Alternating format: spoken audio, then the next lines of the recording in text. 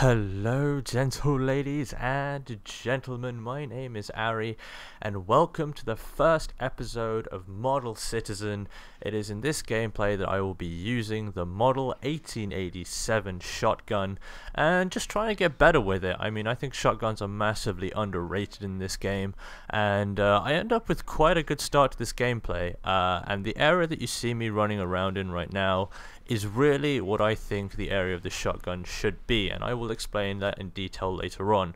I also go on two pretty decent tears for my standards in this gameplay and pull off a couple of pretty impressive shots if I do say so myself. I picked that guy up as he's running across.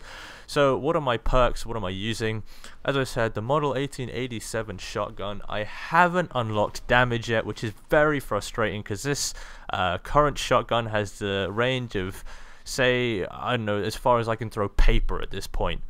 But yeah, Sleight of Hand Pro I think is a must. You must have Sleight of Hand Pro because you need to be able to reload real quickly. As I said, it's not, I don't want to call it a pump action shotgun, but you still have to kind of cock it back every time you've taken a shot. I use Assassin Pro. I used to use Hardline to try and get my specialist quicker, and I'll explain about specialist later on. But my example of this, look at this, 3 separate shots to kill a guy. That shouldn't happen with a shotgun. It didn't used to happen with the Olympia. When I had the Olympia in Black Ops, I used to use that a lot. Kind of lagged that guy out. So Assassin Pro, keep you hidden from those UAVs. Don't run into a shotgun, mate. Don't run into a shotgun, mate. Here we go. Here's the tear. And the third and final perk, as with any shotgun, is Steady Aim Pro, because as you'll see, I do quite a bit of hip firing. Although I try to aim down sights, and I try and follow Booman's principles. So Booman61 made a Moab gameplay with this, and he said, line up the person in the middle of your sights, and every bullet that goes through him, that is an insta-kill. There we go. Exactly the same. So I try and line everyone up before I get there, and really just pump it back. This guy I try to bait out because there's no point in me running out there because I'm in assault rifle territory, and that is very dangerous because I don't have the range to take somebody out. Without damage even, I can't afford to be running outside in the open. So we here at Casually Smart would like to visually represent what I'm talking about. So Zeus was kind of busy in the graphics department, so we got the guys who bought you the third-party facepalm. We now gonna bring you some pro paint. So we're gonna go ahead and draw the map out for you right now. So just get that old square shape out. Just stretch it right the way along. There's the outline of old mission. You gotta have that sorted out perfectly. Next in, I think we're going to put in the flags. So we're going to put in A flag going right there, B flag going sort of mid-right. I think it's mid-right, roughly, maybe a bit to the left. Maybe I should have been a bit more precise with that. And C just dropping in there. And anyone who's done geography will know you've got to put in those physical features. So what separates out mission more than anything? It's got to be that toxic sludge down where people usually camp. And let's be honest, if you were in a real-life situation, you wouldn't be camping in that toxic sludge. But down by A, there we go, some nice old toxic sludge. Time to put in the roads. So you've got the bits between the building there, between C and B that I'll be running across. You've also got the bridge and around the corner that I'm going to draw in just now. There you go, that's where all the food stalls are. It's a bit difficult there. I had a bit of a brain blank as to what I was doing. That's the bridge running across at the top of B, and that area going slightly the way around. And what I'm about to highlight here, after I put that final bridge in on the right, is the area which you should be running in if you have a shotgun, in my opinion. So all the yellow highlighted area should be the exact place where you should be when you are using this shotgun, because anything outside this area, you're open to too much ground. Too many people can get on you. Too many people can then put bullets through you. And although I'm using the secondary, I'm using the Desert Eagle, you still need a certain amount of range for that as well. So you can't be caught running out in the open. And just the seal of approval there before we get back to the gameplay. Now, the gameplay itself, I come across quite a lot of ninja knives or commando knives. For any of you who've played MW2, you'll know what I mean. The sheer range of commando, don't do that either. Don't run round corners. I'll explain that in a second. But commando was a big thing where you could literally like cross-map knife.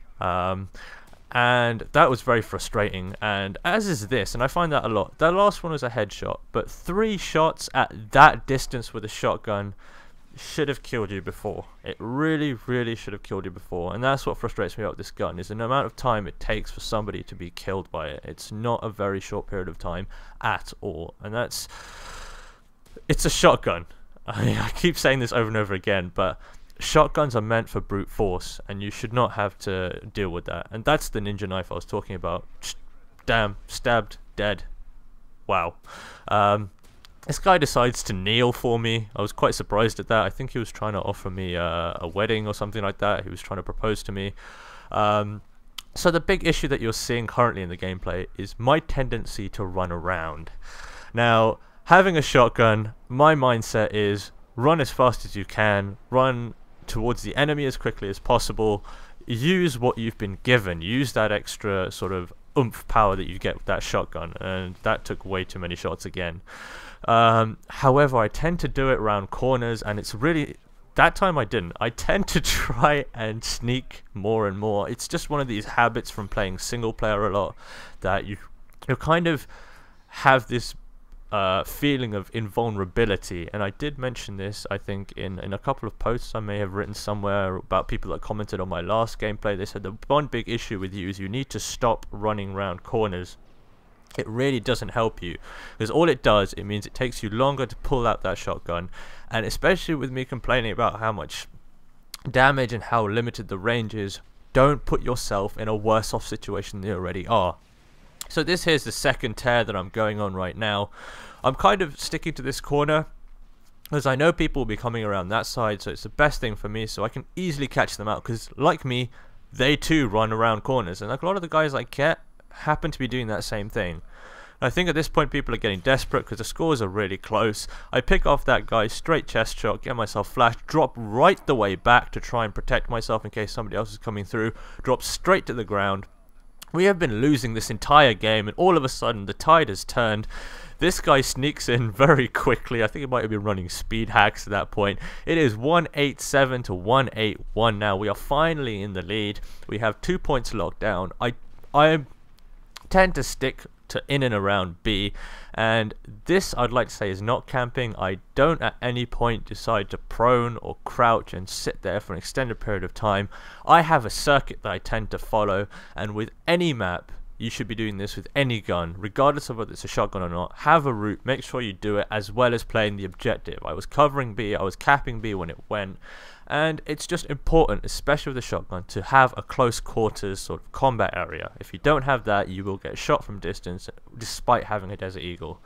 Anyway, this gameplay has now come to an end. We finally won that game. It was very close. Everybody was all GG. Nobody got insane scores, which was nice. It was a close game.